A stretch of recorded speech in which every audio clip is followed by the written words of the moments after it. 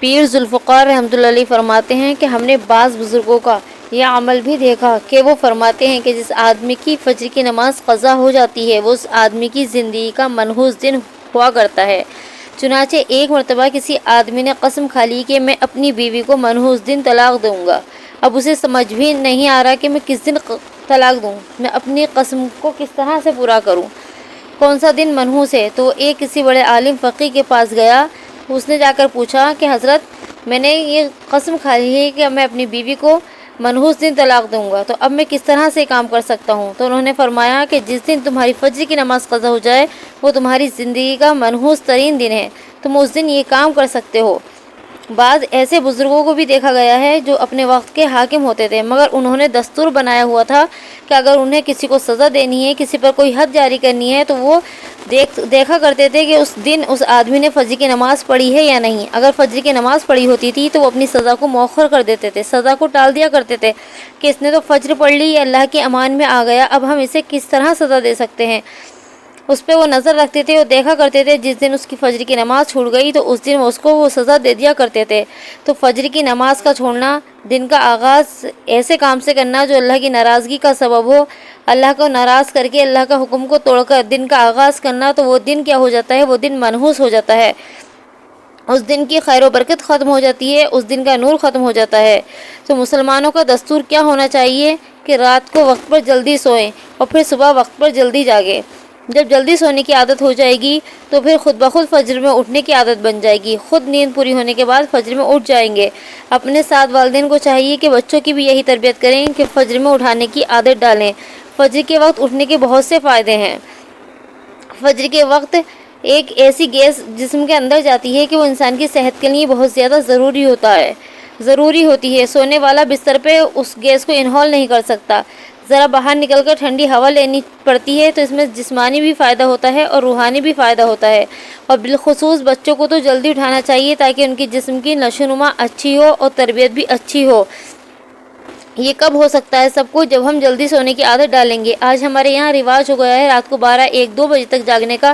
جب ہم سوتے ہی تہجد کے قریب ہیں تو پھر ہم کس طرح سے اٹھ کر فجر کی نماز پڑھ لیں گے؟ اس وقت تو پھر نیند اتنی تیز ہوگی کہ ہم سے اٹھا ہی نہیں جائے گا، نیند کا غلبہ ہوتا ہے۔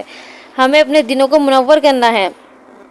مسلمانوں کے معاشرے میں عشاء کے بعد جلدی سونے اور صبح کے وقت جلدی جاگنے کا معمول ہونا چاہیے۔ صحابہ کرام کے وقت میں تو اگر کوئی انسان تہجد کے وقت میں شہر کی گلی میں چلا جاتا کسی کام سے تو گھر گھر سے قرآن پڑھنے کی آواز آتی تھی، جیسے شہد کی مکھیوں کی بھن بھنانے کی آواز ہوتی ہے۔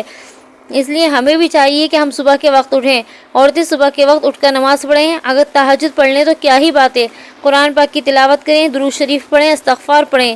صبح کے وقت گھر کے اندر عبادت کا کرنا پورے دن کو منور کر دیتا ہے، پورے دن کو روشن کر دیتا ہے۔ مسلمانوں کے نزدیک تو فجر کے وقت جاگنا اتنا اہم ہے، بہت زیادہ، کہ فرض ہی کر دیا گیا فجر کا اٹھنا۔ تو اپنے یہاں کے شوہر سے، بیوی سے آپس میں میاں بیوی بیٹھ کر مشورہ کریں کہ ہمیں بچوں کی بھی ایسی تربیت کرنی ہے، ان کی ایسی عادت بنانی ہے کہ وہ فجر میں اٹھا کریں۔ بچوں کی شروع سے ہی عادت ڈالیں گے تو انشاءاللہ زندگی میں کبھی بھی وہ اپنی اس عادت کو ختم نہیں کر سکتے۔ جب ایک مرتبہ بچوں کی عادتیں پختہ ہو جاتی ہیں تو پوری زندگی وہی عادتیں رہتی ہیں۔ تو بچوں کی بھی اچھی تربیت کریں تاکہ وہ دنیا آخرت دونوں میں کامیاب ہو سکیں، اور خود بھی ایسی عادت ڈالیں کہ رات کو جلدی سوئیں اور صبح جلدی اٹھ جائیں۔ تہجد کے وقت بھی اٹھنے کے بہت زیادہ فائدے ہیں۔ اگر تہجد کے وقت اٹھ کر ہم نماز نہیں بھی پڑھ پا رہے، فجر سے پہلے اٹھ کے کچھ کھا پی بھی رہے ہیں یا کوئی اور کام بھی کر رہے ہیں، تو تب بھی ہم تہجد کی برکت سے محروم نہیں رہ سکتے، کیونکہ بزرگ فرمایا کرتے تھے کہ عورتیں جو صبح اذانوں کے وقت اٹھ جاتی ہیں، اذانوں سے پہلے اٹھتی ہیں، وہ بے شک تہجد پڑھیں یا نہ پڑھیں، اس وقت کی برکتوں کا حصہ ضرور پا لیتی ہیں۔ پہلے کیا ہوا کرتا تھا کہ عورتیں عشاء کے بعد جلدی سو جاتی تھیں اور اذان سے کچھ دیر پہلے اٹھ کر اس وقت لسی وغیرہ بنایا کرتی تھیں۔ تو بزرگ فرمایا کرتے تھے کہ جو دیہات کی عورتیں اس وقت اٹھ کر لسی بنا لیتی ہیں وہ بھی اللہ کی رحمت سے محروم نہیں رہتی، چونکہ وہ اللہ کے پیاروں کو جاگنے کا وقت ہوتا ہے۔ اس لیے ہر گھر میں کوشش کی جائے کہ عشاء کے بعد جلدی سونے کی سنت پر عمل کیا جائے۔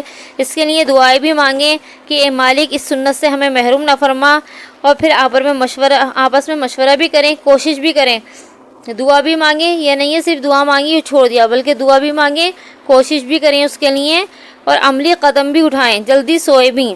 جب جلدی سوئیں گے تو انشاءاللہ جلدی خود بخود اٹھ جائیں گے۔